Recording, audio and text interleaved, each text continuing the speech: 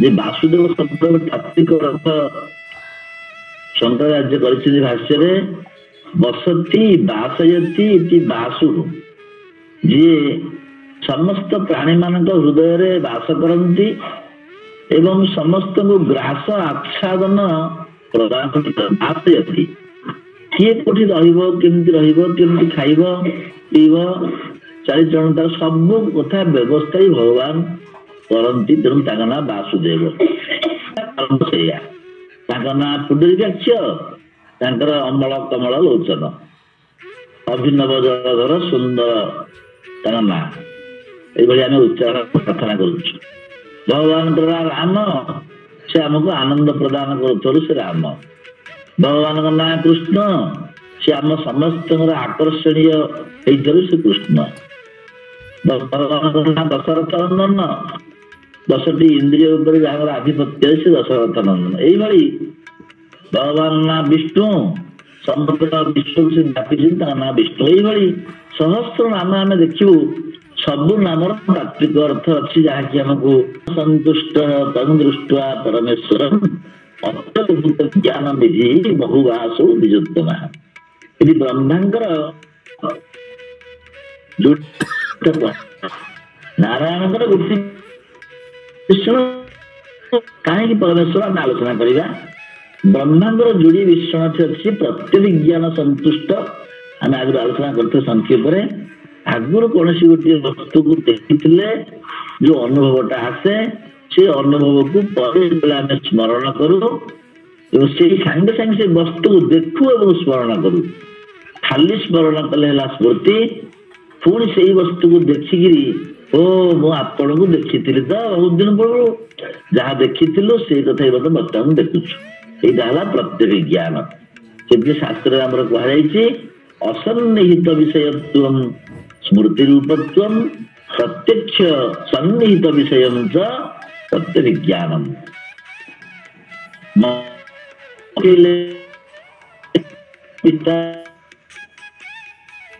ସ୍ମୃତି।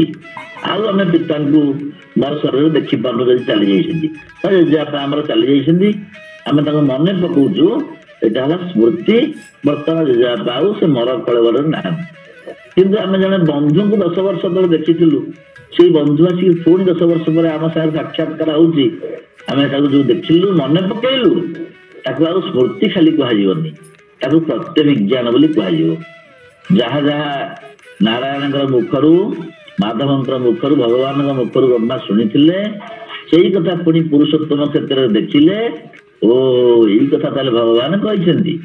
ତ ସେଇଥିରେ ସନ୍ତୁଷ୍ଟ ହେଲେ ବ୍ରହ୍ମା। ଭଗବାନଙ୍କ କଥା ଅନୁସାରେ ଏଇ ପୁରୁଷୋତ୍ତମ କ୍ଷେତ୍ରକୁ ଆସି ସନ୍ତୁଷ୍ଟ ହେଲା, ଭଗବାନଠୁ ଯାହା ଶୁଣିଥିଲି ସେଇଆ ହିଁ ଦେଖିଲି। ଏଠି ଗୋଟିଏ ଅନୁଭୂତି ମୁଁ କହିପାରିବି। 2004 ମସିହାରେ ମୁଁ ଗୋଟିଏ ଦିବ୍ୟ ଜୀବନ ସଂଗ୍ରାମ ମେମ୍ବର ହେଲି ଏବଂ ସେ ପର୍ଯ୍ୟନ୍ତ ମୁଁ ଋଷିକେଶ ଦେଖିନଥିଲି।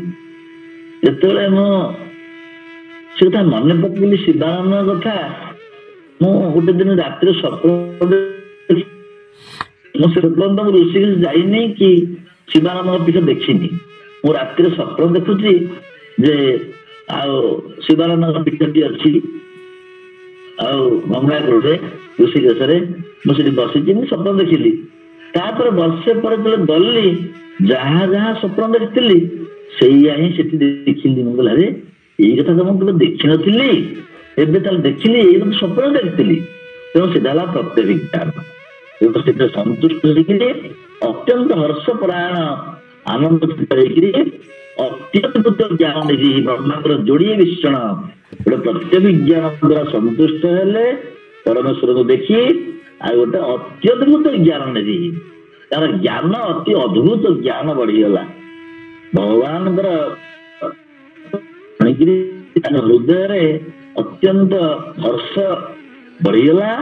ଆଉ ସେଇ ଭଗବାନ କଥା ଶୁଣିଲା ପରେ ଯୋଉ ସହିତ ହେଲେ, ତାଙ୍କର ମନ, ବୁଦ୍ଧି, ଇନ୍ଦ୍ରିୟ ସବୁ କିଛି ଆଉ ସମର୍ଥ ହେଇଯାଆନ୍ତି, ତ ଭଗବାନଙ୍କ ପ୍ରେରଣା ମିଳେ। ସେଇଭଳି ବ୍ରହ୍ମା ମଧ୍ୟ ଭଗବାନଙ୍କ ବଚନ ଦ୍ୱାରା ପ୍ରେରିତ ହେଇଗଲେ। ସମସ୍ତଙ୍କ ବଚନ ଦ୍ୱାରା ସମସ୍ତେ ପ୍ରେରିତ ହେଇପାରନ୍ତି ନାହିଁ। ଦିବ୍ୟ ଦ୍ରଷ୍ଟା ଗୁରୁଙ୍କର ବଚନ ଶୁଣିଲେ ଉତ୍ତମ ଜିଜ୍ଞାସୁ ଶିଷ୍ୟ ହୃଦୟରେ ଦିବ୍ୟ ପ୍ରେରଣା ଆସେ। ଆମେ ଏଇଠି ଆଲୋଚନା କରିଥିଲେ, ୟା ପରଠୁ ଆଲୋଚନା କରିବା ଦ୍ୱିତୀୟ ଶ୍ଲୋକକୁ ନେଇକିରି। ପ୍ରତ୍ୟଭିଜ୍ଞାନ ସନ୍ତୁଷ୍ଟ ତମ୍ ଦୃଷ୍ଟ ପରମେଶ୍ୱରମ୍। ଯେମିତି ଗୋଟିଏ ଲୁହା ପିଣ୍ଡ ଆଉ ଅଗ୍ନିର ସଂସ୍ପର୍ଶରେ ଆସିଲେ ହିଁ ଦହନ କରେ, କେବଳ ଲୌହ ପିଣ୍ଡର ଦହନ ଶକ୍ତି ନଥାଏ। ସେମିତି ଆମେ ତ ଚେତନ, ଆମର ମନ ବୁଦ୍ଧି ଚିତ୍ତ ଆଉ ପ୍ରାଣ ସବୁ କିଛି ଚେତନ ଭଳି କାର୍ଯ୍ୟ କରିବ ସେଇ ସଂସ୍ପର୍ଶରେ। ପ୍ରଜ୍ୱଳିତ ଅଗ୍ନିର ସଂସ୍ପର୍ଶରେ ଆସି ଯେମିତି ଅୟ ପିଣ୍ଡ ବା ଲୁହା ପିଣ୍ଡ ଦହନ କରେ, ଏଠି ଆମର ଶାସ୍ତ୍ରରେ କୁହାଯାଇଛି ଅୟ ପିଣ୍ଡ ଦହତି।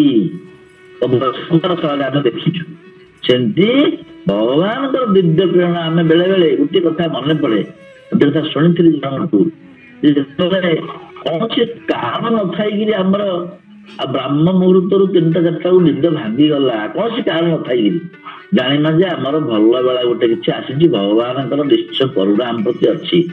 ଆମକୁ ଅଳସ୍ୱାମୀ ଲାଗିଲାନି, ଆଳସ୍ୟ ଭାବ ଲାଗିଲା ନାହିଁ। ଆମର ଅଟୋମେଟିକ 3ଟା 4ଟା ବେଳକୁ ସବୁବେଳେ ଅନୁଭବ ନ କଲେ ମଧ୍ୟ ଆମେ ମାନେ ଅଳ୍ପ ବହୁତ ଅନୁଭବ କରିଥିବା, ଯେତେବେଳେ ଆପେ ଆପେ 4ଟା 4ଟା ଭାଙ୍ଗିଯାଏ, ବ୍ରହ୍ମ ମୁହୂର୍ତ୍ତରେ ଭଲ ଲାଗେ ମଧ୍ୟ। ସେମିତି ଏଇଟା ଭଗବାନଙ୍କର ପ୍ରେରଣା। ସେମିତି ଏଇଠି ଆମ ଉପନିଷଦ ଗୋଟେ ମନ୍ତ୍ର ଅଛି, ଆପ୍ୟାୟନ୍ତୁ ମମାନଙ୍ଗାନି ବାକ୍ପ୍ରାଣ ଚକ୍ଷୁ ଶ୍ରୋତ୍ରମଥୋ ବଳମିନ୍ଦ୍ରିୟାଣି ଚ ସର୍ବାଣି ସର୍ବଂ ଉପନିଷଦଂ ମାହଂ ବ୍ରହ୍ମ ନିରାକୁର୍ୟାଂ ମା ବ୍ରହ୍ମ ନିରାକୁରୁତ୍ ଅନିରାକರಣଂ ଅସ୍ତୁ ଅନିରାକರಣଂ ಮೇಸ್ತು ଉପନିଷର୍ମା ते मयि सन्तु इति। शिष्य गुरु प्रार्थना କରୁଛନ୍ତି ଯେ ହେ ପରମାତ୍ମା, ଆମର ଦେହ ମନ ବୁଦ୍ଧି ପ୍ରାଣ ସବୁ ଆଉ ଇନ୍ଦ୍ରିୟ ମାନଙ୍କୁ, ମନକୁ, ବୁଦ୍ଧିକୁ ଚୈତନ୍ୟ ଦୀପ୍ତ କରନ୍ତୁ, ଆପ୍ୟାୟିତ କରନ୍ତୁ, ଆନନ୍ଦିତ କରନ୍ତୁ। ଆମେ ଦିବ୍ୟ ଜୀବନ ଚିନ୍ତା, ମହାପ୍ରଭୁଙ୍କର ଚିନ୍ତା, ବ୍ରହ୍ମଙ୍କର ଚିନ୍ତା କରିବା ପାଇଁ ଏବେ ସବୁ ସମର୍ଥ ହେଇଯାଆନ୍ତୁ ବୋଲି ଆମେ ପ୍ରଥମେ ସେ ମନ୍ତ୍ରଟି ପାଠ କଲେ, ଶାନ୍ତି ମନ୍ତ୍ର, ତାପରେ ଯାଇକି ଉପନିଷଦ ପାଠ କରାଯାଏ। ତେଣୁ ଆତ୍ମଚୈତନ୍ୟର ସଂସ୍ପର୍ଶରେ ଯୋଉ ଆତ୍ମଚୈତନ୍ୟ ସ୍ୱୟଂ ପ୍ରଭ, ସ୍ୱୟଂ ଜ୍ୟୋତି, ଆମେ ଯାହା ମୂଳରୁ ଆଲୋଚନା କରିଥିଲେ, ସେଇ ସ୍ୱୟଂ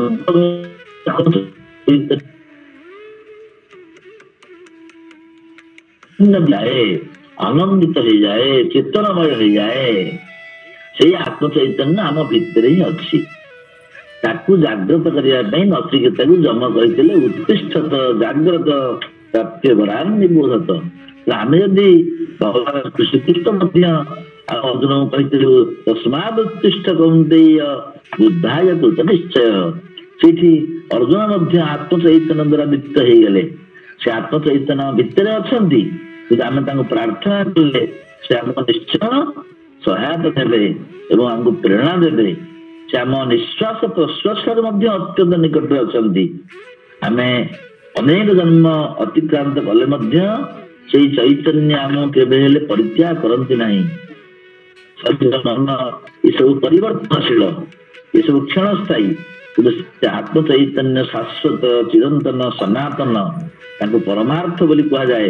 ସେ ନିତ୍ୟ ବର୍ତ୍ତମାନ ଯାହା କହୁଥିଲେ ହେଲେ ଆମର ଆଉ ମାନସ ରଞ୍ଜନ ଭାଇ କହୁଥିଲେ ବିଷ୍ଣୁ ସହସ୍ର ନିତ୍ୟ ବର୍ତ୍ତମାନ ତାଙ୍କର ଐସତ୍ୟକୁ କହୁଛନ୍ତି ନିବର୍ତ୍ତତେ। ସତ୍ୟ ତ୍ରିକାଳ ଅବାଧିତ, ଅତୀତ ବର୍ତ୍ତମାନ ଆଉ ଭବିଷ୍ୟତ ସବୁ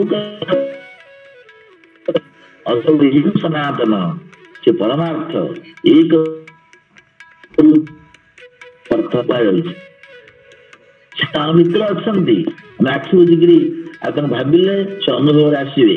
କର ସାଧୁ ଜନ ମାନେ ମନକୁ ଏକ, କର ଧୀରେ ଧ୍ୟାନ ନୀଳା ଚଳ ନାୟକ। ଆମେ ଧ୍ୟାନ କଲେ ସେ ଆମ ଅନୁଭବରେ ଆସିବେ। ଧ୍ୟାନ ନ କରିକି ଆମେ ଯଦି ବାହ୍ୟ ବସ୍ତୁରେ ଇନ୍ଦ୍ରିୟ ମାନଙ୍କୁ ନିୟୋଜିତ କରିବା, ଭଗବାନ ଆମଠୁ ଦୂରେଇ ଯିବେ। ଦୂରେଇ ଯିବେ ମାନେ ସେ ଅଛନ୍ତି, ଆବେଗକୁ ହେବେ ନାହିଁ, ପ୍ରକାଶିତ ହେବେ ନାହିଁ। ଅଜ୍ଞାନ ବଶତଃ ସେ ଆମର ଅତି ନିକଟତର ହେଲେ ମଧ୍ୟ ଅଜ୍ଞାନ ବଶତଃ ଆମେ ତାଙ୍କୁ ଭୁଲି ଯାଇଛୁ। ସେ ଭୁଲି ଯିବା ଦ୍ୱାରା ଆମେ ସବୁ ଅନର୍ଥକୁ ପ୍ରାପ୍ତ ହଉଛୁ, ଦୁଃଖ ସୁଖରେ ଅଭିଭୂତ ହେଇଯାଉଛୁ। ଏବଂ ବେଳେ ବେଳେ ଯଦି ଆମର ପୂର୍ବ ପୁଣ୍ୟ ଅଛି, ଅନେକ ଜନ୍ମର ସଂସ୍କାର କିଛି ଅଛି ତାହେଲେ ପରମାତ୍ମା ଆମକୁ ଅପରୋକ୍ଷ ରୂପରେ ଅନୁଭବ ଗମ୍ୟ ହେବେ। ଯଦି ସାକ୍ଷାତ ଅପରୋକ୍ଷା ବ୍ରହ୍ମ ଏଇଟା ଉପନିଷଦରେ ଆମେ ଶୁଣିଛୁ। ତାହେଲେ ସେଇ ମହାପ୍ରଭୁ ବର୍ତ୍ତମାନ ଆଉ ବ୍ରହ୍ମା ଅନୁଭବରେ ଆଣୁଛନ୍ତି, କାରଣ ବ୍ରହ୍ମାଙ୍କର ହୃଦୟ ନିର୍ମଳ ହେଇଯାଇଛି ଭଗବାନଙ୍କ ପ୍ରେରଣା ପାଇକିରି ସେ ଆତ୍ମ ଚୈତନ୍ୟକୁ ମନେ ମନେ ଅନୁଭବ କରୁଛନ୍ତି। ଆମର ତ ୟା ପରେ ପରେ ବିଷୟ ଆସିବ, ଯେତେବେଳେ ଜଗନ୍ନାଥ ମହାପ୍ରଭୁଙ୍କ ଠାରୁ ବ୍ରହ୍ମା ନିଜକୁ ଅଲଗା ବୋଲି ଭାବି ନାହାନ୍ତି, ଜୀବର ନାଥର ସେଇଭଳି ଗୋଟେ ସ୍ଥିତିରେ ରହିକିରି ବ୍ରହ୍ମା ସ୍ତୁତି କରୁଛନ୍ତି, ନମସ୍ତୁଭ୍ୟଂ ନମୋ ମହ୍ୟଂ ନମସ୍ତୁଭ୍ୟଂ ନମୋ ମହ୍ୟଂ ତୁଭ୍ୟଂ ମହ୍ୟଂ ନମୋ ନମଃ ଅହଂ ତ୍ୱଂ ତମହଂ ସର୍ବଂ ଜଗତ୍ ଚରାଚରମ୍। ମୁଁ ତୁମକୁ ନମସ୍କାର କରୁଛି, ପୁଣି ମତେ ବି ନମସ୍କାର କରୁଛି। ମତେ କାହିଁ କରି ନା ତୁମେ ବାହାରେ ଅଛ, ମୋର ହୃଦୟରେ ଅଛ। ସନ୍ନିବିଷ୍ଟ ମୋର ହୃଦୟରେ ଥିବାରୁ ମୁଁ ହୃଦୟରେ ଥାଇକିରି ମତେ ନମସ୍କାର କରୁଛି, ମାନେ ସେଠି ବି ତୁମେ ଅଛ। ତେଣୁ ବ୍ରହ୍ମା ସେଠି ପ୍ରତ୍ୟଭିଜ୍ଞାନ ସନ୍ତୁଷ୍ଟ ହେଲେ, ମନେ ପକେଇକି ସନ୍ତୁଷ୍ଟ ହେଲେ। ଯେତେବେଳେ ଆମର ସନ୍ତୋଷ ନ ଆସିଛି ତାହେଲେ ଜୀବନରେ କିଛି ଆଉ ଆମେ ପାଇଲୁନି। ଯସ୍ତୁ ଆତ୍ମରତିରେବ ସ୍ୟାତ୍ ଆତ୍ମତୃପ୍ତ ଆତ୍ମନ୍ୟେବ ଚ ସନ୍ତୁଷ୍ଟ ତସ୍ୟ କାର୍ଯ୍ୟଂ। ଭଗବାନଙ୍କର ନାମ କୀର୍ତ୍ତନ କଲା ବେଳେ ସନ୍ତୁଷ୍ଟ ହେବା, ଭଗବାନଙ୍କର ପ୍ରସାଦ ସେବନ କଲା ବେଳେ ସନ୍ତୁଷ୍ଟ ହେବା, ଯଦୃଚ୍ଛା ଲାଭ ସନ୍ତୁଷ୍ଟ ଶୁଣିଛୁ ଆମେ। ଏବଂ ଭଗବାନଙ୍କୁ ଦର୍ଶନ କଲା ବେଳେ ସନ୍ତୁଷ୍ଟ ହେବା, ମହାପ୍ରସାଦ ପାଇଲା ବେଳେ ସନ୍ତୁଷ୍ଟ ହେବା, ସତ୍ସଙ୍ଗ କଲା ବେଳେ ତାଙ୍କ ଲୀଳା ଆଲୋଚନା କଲା ବେଳେ ମଧ୍ୟ ଆମେ ସନ୍ତୁଷ୍ଟ ହେବା। ଏସବୁ ସନ୍ତୁଷ୍ଟ ହେଇକି ରହିଲେ। ତେଣୁ ଆମେ ଏଇ କଥା ଆଜି ଆଲୋଚନା କରିବା ଯେ ଭଗବାନ କଥା ଶୁଣିଲେ କିନ୍ତୁ ସନ୍ତୁଷ୍ଟ ହେବାକୁ ପଡେ। ଏଟା ସେଲ୍ଫ ସାଟିସ୍ଫାକ୍ସନ, ଆତ୍ମସନ୍ତୋଷ। ଆତ୍ମସନ୍ତୋଷ ବିନା ଜୀବନ ନିରର୍ଥକ। ଆମର ଆଉ ଏଇ କଥା ମଧ୍ୟ ଆଉ ଚାଣକ୍ୟ ନୀତିରେ ବି ଗୋଟେ କୁହାଯାଇଛି ସନ୍ତୋଷ ବିଷୟରେ, ସନ୍ତୋଷାମୃତ ତୃପ୍ତାନାଂ ଯତ ସୁଖଂ ଶାନ୍ତ ଚେତସାଂ ନ ଚ ତଦ୍ଧନ ଲୌଧାନାଂ ଇତଶ୍ଚେତଶ୍ଚ ଧାବତାଂ। ସନ୍ତୋଷ ଗୋଟିଏ ଅମୃତ, ସନ୍ତୋଷ ରୂପକ ଅମୃତରେ ତୃପ୍ତ ହେଇଛନ୍ତି ସେମାନେ ଅନ୍ତରାତ୍ମା ସୁଖ ଶାନ୍ତି ସୁଖ ଅନୁଭବ କରନ୍ତି। ସେ ସୁଖ ଅନ୍ୟମାନେ କେହି ପାଇପାରନ୍ତି ନାହିଁ। କୋଉମାନେ ପାଇପାରନ୍ତି ନାହିଁ? ଯୋଉମାନେ ଖାଲି ଧନ ଧନ ଘର ଦ୍ୱାର ପରିବାର ଏତିକି ଖାଲି ହଉଥାନ୍ତି। ଆମେ ଧନ ଅର୍ଜନ କରିବା, ଘର କରିବା, ପରିବାର ସମାଧାନ କରିବା, କିନ୍ତୁ ଈଶ୍ୱର ଠାରେ ମନ ରଖିବା। ଜନକ ଜନନୀ ସୁତ ସୁତା ଜାୟା ଭବ ସହୋଦର ସହୋଦରା ଆତ୍ମୀୟ ବାନ୍ଧବ ସମ୍ବନ୍ଧ ତୋର ଦୟାନି ଦର୍ଶନ ଆଦି କନ୍ଦ। ପରମାତ୍ମାକୁ ପାଇବା ପାଇଁ ଆମକୁ ଭଗବାନ ଦେଇଛନ୍ତି, ଛୁଆ ବନ୍ଧୁ ବାନ୍ଧବ ସବୁ ଦେଇଛନ୍ତି, ମଉଜ କରିବା ପାଇଁ ଖାଲି ନୁହେଁ। ପରମାତ୍ମାକୁ ପାଇବା ପାଇଁ ମାନେ ଥିଲେ ସାଧନ। ମାନେ କରିବାକୁ ପଡିବ। ତେଣୁ ପ୍ରହ୍ଲାଦ ଯେମିତି ପିତାଙ୍କୁ ପରିତ୍ୟାଗ କଲେ, ପିତା ତାଙ୍କୁ ଭୁଲ ବାଟରେ ନଉଥିଲେ, ତେଣୁ ତାଙ୍କୁ ପରିତ୍ୟାଗ କରିବାକୁ ପଡିଲା। ଯଦି ପିତାଙ୍କୁ ସେ ଅବମାନନା କରିଥାନ୍ତି, ଯଦି ପିତାଙ୍କର ଦୁଷ୍ଟ ବୁଦ୍ଧି ଥିଲା, ସେ ତାଙ୍କ ପିତାଙ୍କ କଥା ମାନିଲେ ନାହିଁ, ସେ ପରମାତ୍ମାକୁ ଧ୍ୟାନ କଲେ। ତେଣୁ ଖାଲି ସବୁବେଳେ ଧନ ଧନ ସମ୍ପତ୍ତି ସମ୍ପତ୍ତି ହେଇକିରି ଆମେ ଆସିଲା ବେଳେ ତ ନେଇକିରି ଆସିନଥିଲେ, ଲଙ୍ଗଳା ଆସିଛେ, ଯିବା ବେଳେ ବି ସିଙ୍ଗଳା ଆସୁଛୁ, ମନ ଲଙ୍ଗଳା ହଉ ଯିବୁ ଲଙ୍ଗଳା ହଉ ବୋଲି କୁହା ହଉଛି। ହଁ ଗୋଟିଏ ଗୀତ ଅଛି, ଆପଣମାନେ ବି ଜାଣିଥିବେ ଯେ ଆସିଛୁ ଲଙ୍ଗଳା ମନ ଯିବୁ ଲଙ୍ଗଳା, ଗୀତ କାହିଁକି ଆସିଛୁ ମନ କିସ ନେବା ପାଇଁ ରେ, କାହିଁକି ଆସିଛୁ ମନ ଆସିଅଛୁ ଲଙ୍ଗଳାକୁ ଯିବୁ ଶୂନ୍ୟ ହୋଇରେ, କାହିଁକି ଆସିଛୁ ମନ। ସୁନ୍ଦର ଦର୍ଶନଟି ଅଛି ଯେ କୌଣସି ଉପାଧି ଆମେ ଆସିଲା ବେଳକୁ ଆଣିନେ, କିଛି ଉପାଧି ଆମର ନଥିଲା, ଖାଲି ଲଙ୍ଗଳା ଆସିଛେ। ସେମିତି ଲୁଗା ଖଣ୍ଡ ଆମକୁ କାଟିଯିବ, କୋଟିରେ ଶୋଇ ଯାଇଯିବ। ତେଣୁ ସନ୍ତୋଷ ହେଇକି ରହିବା। ଯଦୁଚ୍ଛା ଏଇ କଥା ଗୋଟେ ସମ୍ମତ ହେଇଯାଉଛି, ତଥାପି କହିଦଉଛି ଟିକେ ମନେ ପଡିଯାଉଛି ତ। ଆମର କୁହାଯାଇଛି ଗୋଟେ ଶାସ୍ତ୍ରରେ, ସାପ ସବୁବେଳେ ବେଶୀ କିଛି ଖାଏନି, ସେ ଖାଲି ପବନ ଆହାର କରେ, କିନ୍ତୁ ସାପ ବଳବାନ ସନ୍ତୁଷ୍ଟ, ସେ ପ୍ରାଣାୟାମ କରିକି ବଞ୍ଚେ।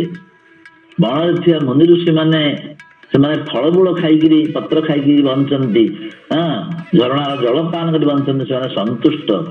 ବଣର ହାତୀଟି କିଛି ଅନ୍ୟ ଖାଦ୍ୟ ଖାଏ, ଡାଳପତ୍ର ହିଁ ଖାଏ, ସନ୍ତୁଷ୍ଟ। ଗୋଟେ କୁହାଏ ସର୍ପାଃ ପିବନ୍ତି ପବନଂ ନଚ ଦୁର୍ବଳାସ୍ତେ ଶୁଷ୍କୈ ତୃଣୈର୍ବନଜା ବଳିନୋ ଭବନ୍ତି କନ୍दै ଫଳୈ ମୁନିବରା କ୍ଷପୟନ୍ତି କାଳଂ ସନ୍ତୋଷ ଏବ ପୁରୁଷସ୍ୟ ପରଂ ନିଧାନମ୍। ଆତ୍ମସନ୍ତୁଷ୍ଟ ହେବାଟା ସବୁଠୁ ବଡ କଥା। ଯାହା ଆମକୁ ଭଗବାନ ଦେଇଛନ୍ତି ଠିକ ଅଛି ପ୍ରଭୁ, ବହୁତ ଦେଇଛ, ଆଉ କଣ ଦିଅନ୍ତ, ମୋର କିଛି ଆବଶ୍ୟକ ନାହିଁ, ମୋର ତୁମ ଦରକାର। ତ ସେଇଭଳି ସନ୍ତୁଷ୍ଟ ହେଇକିରି ବ୍ରହ୍ମା ରହିଲେ ଏବଂ ପରମେଶ୍ୱରଙ୍କୁ ସେ ପ୍ରାର୍ଥନା କରିକି, ତାହେଲେ ପରମେଶ୍ୱରଙ୍କ ବିନା ସନ୍ତୋଷର କାରଣ ଆଉ କେହି ହେଇପାରିବେ ନାହିଁ।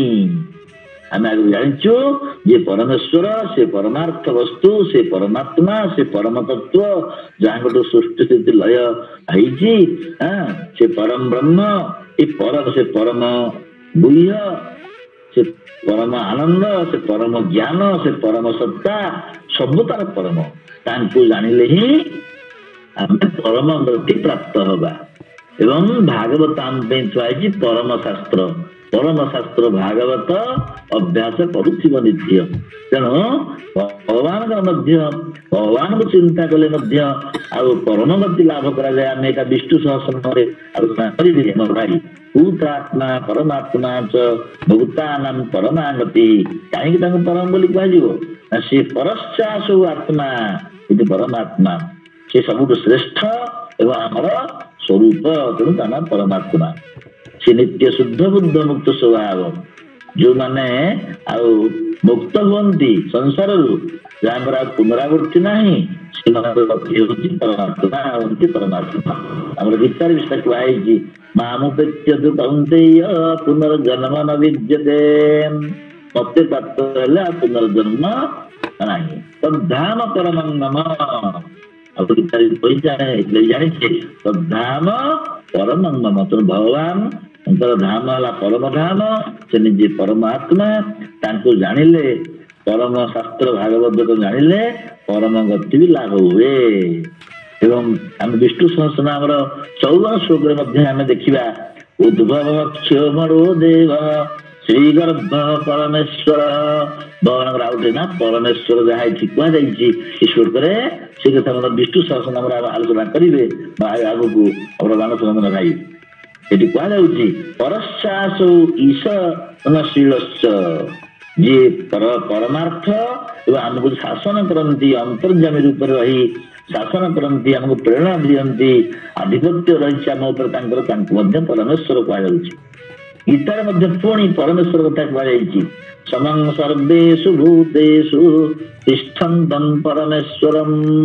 ସେଇ ପରମେଶ୍ୱର ସବୁ ପ୍ରାଣୀ ମାନଙ୍କ ଭିତରେ ସମାନ ଭାବରେ ଅଛନ୍ତି। ଯସ୍ତୁ ସର୍ବାଣୀ ଭୂତାନି ଆତ୍ମନ୍ୟେବାନୁପଶ୍ୟତି ସର୍ବଭୂତେଷୁ ଚାତ୍ମାନଂ ତତୋ ନ ବିଜୁଗୁପ୍ସତେ। ତ ସେଇ ପରମାତ୍ମା ଆଉ ପରମେଶ୍ୱର, ପରମାର୍ଥ ଆଉ ମହେଶ୍ୱର ତାଙ୍କୁ କୁହାଯାଉଛି। ଆମ ଯାହା ଗୀତାରେ ଆମେ ଜାଣିଛୁ, ଉପଦ୍ରଷ୍ଟାନମନ୍ତା ଚ ଭର୍ତ୍ତା ଭୋକ୍ତା ମହେଶ୍ୱର ପରମାତ୍ମେ ଚକ୍ଷୁକ୍ତ ଦେହେସ୍ମିନ୍ ପୁରୁଷ ପର। ସେ ହଉଛନ୍ତି ପରପୁରୁଷ, ପରମ ପୁରୁଷ। ତେଣୁ ସେ ପରମାତ୍ମା, ପରମ ପୁରୁଷ, ମହେଶ୍ୱର, ପରମେଶ୍ୱର ଏବଂ ଆଉ ପରମ ସତ୍ତା, ପରମ ଆତ୍ମା, ପରମ ଗୁହ୍ୟ, ପରମ ତତ୍ଵ, ପରମ ଆନନ୍ଦ, ପରମ ଜ୍ଞାନ, ସବୁ ତାହାର ପରମ। ଯୋଉ ଭାଇ ପରମଂ ବ୍ରହ୍ମ ବେଦ ସେଇ ପରମ ବ୍ରହ୍ମକୁ ଜାଣେ, ସେ ମଧ୍ୟ ପରମ ସ୍ୱରୂପ ହେଇଯାଏ। ଏଇ କଥା ଆମର ଆଉ ଦ୍ୱିତୀୟ ଶ୍ଲୋକରେ ଭଗବାନ ଜୈମିନୀ ମହର୍ଷି ଶୁଣେଇଲେ, ପ୍ରତ୍ୟଭିଜ୍ଞାନ ସନ୍ତୁଷ୍ଟ ତଂ ଦୃଷ୍ଟ୍ୱା ପରମେଶ୍ୱରମ୍ ଅତ୍ୟଦ୍ଭୁତ ଜ୍ଞାନ। ଅଦ୍ଭୁତ ଭଗବାନଙ୍କ ସ୍ୱରୂପ ତ ଅଦ୍ଭୁତ। ଭଗବାନ ଜଗନ୍ନାଥ ଯୋଉ କିମାକାର ରୂପ ଧାରଣ କରିଛନ୍ତି, ସେ ଅଦ୍ଭୁତ। ଭଗବାନ ରୂପ ଅଦ୍ଭୁତ, ତାର କର୍ମ ଅଦ୍ଭୁତ, ତାଙ୍କର ସ୍ୱରୂପ ଅଦ୍ଭୁତ, ତାଙ୍କର ଲୀଳା ଅଦ୍ଭୁତ, ସବୁ ଅଦ୍ଭୁତ ସର୍ବାଶ୍ଚର୍ଯ୍ୟମୟୋ ଦେବ ନୀଳାଦ୍ରେରୁପରିସ୍ଥିତ ସେ ଆଶ୍ଚର୍ଯ୍ୟଭୂତ ଦେବ ତାର ଜନ୍ମ କର୍ମ ସମୟ ଦିବ୍ୟಂ ଏବଂ ଯୋ ବିଦ୍ୟତ୍ୱତଃ ତ୍ୟକ୍ତ୍ୱା ଦେହଂ ପୁନର୍ଜନ୍ମ ନଇତି ମାମେତି ସୋର୍ଜୁନ ଭଗବାନଙ୍କର ଅଦ୍ଭୁତ ବିଚିତ୍ର କର୍ମା ସିଏ ତାକୁ କହେ ଅଦ୍ଭୁତ ବିଚିତ୍ର କର୍ମା ବୋଲି ଆମର ଗୀତରେ ମଧ୍ୟ ପ୍ରାର୍ଥନା କରାଯାଏ କାହିଁକି ବିଚିତ୍ର କର୍ମା ତେଣୁ ଏଇ ବିଚିତ୍ର କର୍ମା ଅତି ଅଦ୍ଭୁତ ଭଗବାନଙ୍କୁ ଦର୍ଶନ କଲେ ଆମର ଆଉ ଅଦ୍ଭୁତ ଜ୍ଞାନ ହବନି ତ ଆଉ କାହା ହବ ଅତ୍ୟଦ୍ଭୁତ ଖାଲି ଅଦ୍ଭୁତ ନୁହେଁ ଅତ୍ୟନ୍ତ ଅଦ୍ଭୁତ ଆଶ୍ଚର୍ଯ୍ୟମୟ ଜ୍ଞାନ ନିଧି ହେଇଗଲେ ବ୍ରହ୍ମା ଭଗବାନଙ୍କ ସଂସ୍ପର୍ଶରେ ସେ ଅତ୍ୟଦ୍ଭୁତ ଜ୍ଞାନ ନିଧି ହେଲେ ଏତିକି କଥା କହିଲେ ଆଉ ସୌନକାଦି ଋଷି ମାନଙ୍କୁ ଜୈମିନୀ କହି ଚାଲିଛନ୍ତି ବର୍ଷ ତୃତୀୟ ଶ୍ଲୋକ ଆସିବା ଦ୍ୱିତୀୟ ଅଧ୍ୟାୟର ପ୍ରଥମ ଦ୍ୱିତୀୟ ସରିଲେ ଶ୍ଲୋକ ଯଦି ତୃତୀୟ ଶ୍ଲୋକକୁ ଆସିବା ଏଥିରେ କଣ ଭଗବାନ କହୁଛନ୍ତି ଛାଡ଼ିଦେବା କହିଲେ ଯାବତସ୍ତୋତୁଂ ସମାରେଭେ ହର୍ଷ ସଂଫୁଲ୍ଲ ଲୋଚନଃ ଉଦନ୍ୟାର୍ତଃ ସମାୟାତଃ କୁତଶ୍ଚିଦ୍ ବାୟସୋତ୍ତମଃ ଯୋଉ ସମୟରେ ବ୍ରହ୍ମା ପରମେଶ୍ୱରଙ୍କର ଏଇ ସଚ୍ଚିଦାନନ୍ଦ କମନୀୟ ଅଦ୍ଭୁତ ରୂପ ଦର୍ଶନ କରିକିରି ହର୍ଷ ବିକଶିତ ଲୋଚନ ହେଲେ ଅତ୍ୟନ୍ତ ଆନନ୍ଦିତ ହେଲେ ଏବଂ ସ୍ତୁତିଗାନ କରୁଥିଲେ ସେଇ ସମୟରେ ହଠାତ୍ କୌଣସି ଏକ କାକ କାଉ ପକ୍ଷୀ ତାକୁ ଉତ୍ତମ କାକ ବୋଲି କୁହାଯାଏ କାହିଁକିନା ସେ ଉତ୍ତମ ଗତିପ୍ରାପ୍ତ ହେଲା ନା ସେ ପିପାସାର୍ଥ ହେଇକି ଉଦନ୍ୟାର୍ଥ ମାନେ ଉଦନ୍ୟ ମାନେ ଆଉ ଜଳ ପିପାସାର୍ଥ ହେଇକିରି ସେଇ ସ୍ଥାନରେ ଆସି ପହଞ୍ଚିଗଲା ଇଏ ଦେଖୁଛନ୍ତି ସାକ୍ଷାତ କାଉ ଗୋଟେ ଅତି ଛୋଟ ମାନେ ସେ ବିଷ୍ଠା ଗାଏ ସେଭଳି ଗୋଟିଏ ପକ୍ଷୀ ସେ ଆସି ଚତୁର୍ଭୁଜ ଧାରଣ କଲା ତେଣୁ ହର୍ଷ ସଂଫୁଲ୍ଲ ଲୋଚନ ହେଇକିରି ସେ ଆସୁଛି କାଉ ହର୍ଷ ବିକଶିତ ଏଇଟା ହଉଛି ଆମର ବ୍ରହ୍ମା କହୁଛନ୍ତି ହର୍ଷ ବିକଶିତ ଲୋଚନ ବ୍ରହ୍ମା ଯେତେବେଳେ ଆଉ ସ୍ତୁତି ପାଠ କରୁଛନ୍ତି ସେଇ ସମୟରେ ଏକ କାଉ ଆସି ପହଞ୍ଚିଗଲା ସେ କାଉ ପହଞ୍ଚିଗଲା ଉତ୍ତମ କାକ ବୋଲି କୁହାଯାଉଛି ଉଦନ୍ୟାର୍ଥ ସମାୟାତଃ କୁତଶ୍ଚିତ୍ ବାୟସ ଉତ୍ତମ କାଉର ଅନ୍ୟ ନାମ ହେଲା ବାୟସ ଏବଂ ଉତ୍ତମ ବାୟସ ପିପାସାର୍ଥ କୌଣସି ବାୟସ ଆସି ପହଞ୍ଚିଗଲା ତେଣୁ ସେଠି ମଧ୍ୟ ଭଗବାନ ଏଠି ହର୍ଷ ସଂଫୁଲ୍ଲ ଲୋଚନ ବୋଲିକି ମଧ୍ୟ ବ୍ରହ୍ମାଙ୍କୁ କୁହାଯାଉଛି ତାହେଲେ ହର୍ଷର ଗୋଟେ ଭଗବାନଙ୍କୁ ଦର୍ଶନ କଲେ ତାଙ୍କୁ ଚିନ୍ତା କଲେ ତାହେଲେ ଲୀଳାଗାନ କଲେ କାହିଁକି ଆମେ ହର୍ଷ ପାଇବା ଏ କଥା ଭଗବତ ଗୀତାର ଶେଷରେ ମଧ୍ୟ କୁହାଯାଉଛି ସଞ୍ଜ ବି କହିଛନ୍ତି ମୁଁ ମଧ୍ୟ ଖୁସି ହେଲି ଭଗବାନଙ୍କର ରୂପ ଦେଖିକି ସେଠି ବି ଗୀତାରେ କୁହାଯାଇଛି ଏଇ ହର୍ଷର ଗୋଟେ ଲକ୍ଷଣ ଅଛି ଆମର ସତ୍ୱଗୁଣ ସମ୍ପନ୍ନ ବ୍ୟକ୍ତିଙ୍କ ଠାରେ ଯୋଉ ଦେଖାଯାଏ ପ୍ରସନ୍ନତା ତାକୁ ହର୍ଷ ବୋଲି କୁହାଯାଏ ସେ ହର୍ଷର ଲକ୍ଷଣ କଣ ଚିତ୍ତଗତ ସୁଖ ଅଭିରଞ୍ଜିକା ମୁଖ ବିକାଶ ଆଦି ହେତୁ ତାମାନେ ନିର୍ମଳ ଅନ୍ତଃକରଣରେ ଯୋଉ ସାତ୍ଵିକ ସୁଖ ବା ଯୋଉ ସାତ୍ଵିକ ଆନନ୍ଦ ଆମ ଭିତରେ ଅଭିବ୍ୟକ୍ତ ହୁଏ ବା ପ୍ରକାଶିତ ହୁଏ ତା ଦ୍ୱାରା ମୁଖର ଯୋଉ ସ୍ୱାଭାବିକ ବିକାଶ ଘଟେ ସେଇ ବିକାଶର କାରଣ ଯୋଉ ଅନ୍ତଃକରଣ ବୃତ୍ତି ତାକୁ ହିଁ ହର୍ଷ ବୋଲି କହନ୍ତି ଆପେ ଆପେ ଯଦି ଭୋର ଭୋର ଉଠିଲେ ଆମର ଆପେ ଆପେ ପ୍ରସନ୍ନତା ଯଦି ଆସିଗଲା ତାହେଲେ ଭଗବାନଙ୍କର କରୁଣା ଅଛି ବୋଲି ବୁଝିଲା ଗୀତାରେ ଆମେ ସେଟା ବି କହିଛନ୍ତି ଅର୍ଜୁନ ବି କହିଛନ୍ତି ସ୍ଥାନେ ଋଷି କେ ବର୍ତ୍ତ ଗିରିତ୍ୟା ଜଗତ ପ୍ରଭୁରୁଷ୍ୟ ତନୁରଜ୍ୟତେ ଚ ରକ୍ଷ୍ୟାଂସି ଭୀତାନି ଦିଶୁ ଦ୍ରବନ୍ତି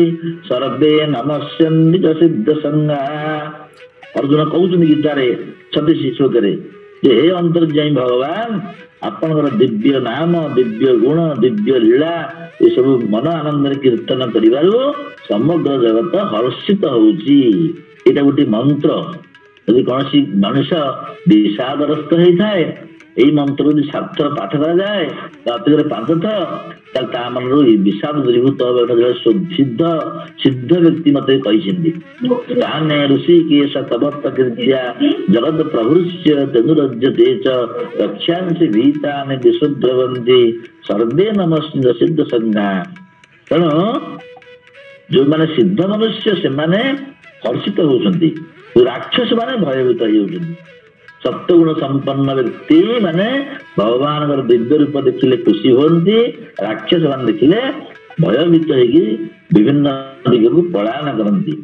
जो सिद्धगण मैंने आपणकर दिव्य रूप देखिए खुशी होती नमस्कार कर यथार्थ कथा एवं से गीतार शेष आम देखु इत्यहं वासुदेवस्य पार्थस्य च महात्मनः संवादं इममश्रूषम् अद्भुतं रोमहर्षणम्। भगवान कृष्ण सहित अर्जुन जो वार्तालाप ये सब अत्यंत हर्षदायक रोमहर्षण कारक।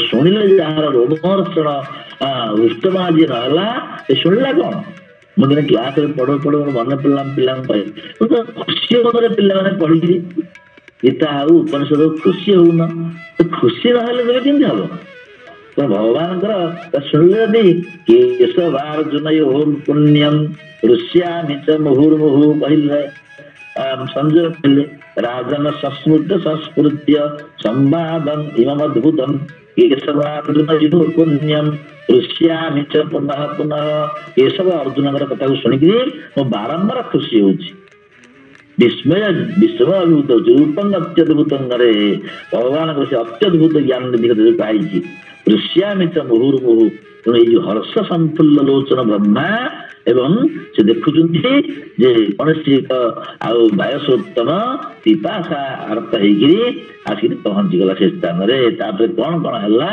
पुणी आम आग को आलोचना करवा तो आम से भाव निजक निजे आम प्रसन्नता भितर बुड़ी रखा प्रसन्न वदनम ध्यायेत् सर्वविघ्नोपशांत आम तो निजक निजे भगवान कथा शुणी मच्चिता मदगत प्राण बोधयंत परस्परम कथयन्तश्च मां नित्यं तुष्यन्ति च रमन्ति च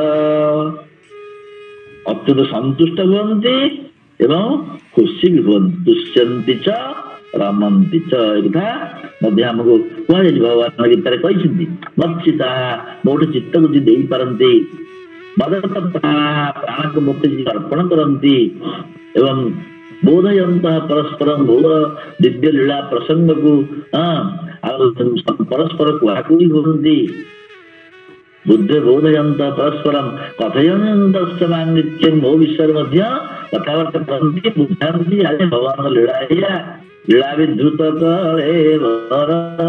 देवमान देवचर तो भगवान कथा आलोचना करवा कथा कहवा शुणा एवं तर्जमा करवा ध्यान करवा प्रार्थना करवा ये सब संतोषकारक आनंददायक मध्य तेरे आ गोटे मिनिट अच्छी आम 4 नंबर श्लोक खाली पढ़ीदबा कौन कहले कारणोदक संपूर्णे तस्मिन् कुंडे निमज्जतम विलोक्य नीलरत्न कांतिम उपान विलोक्यतम नीलरत्न कांतिम उपानिधिम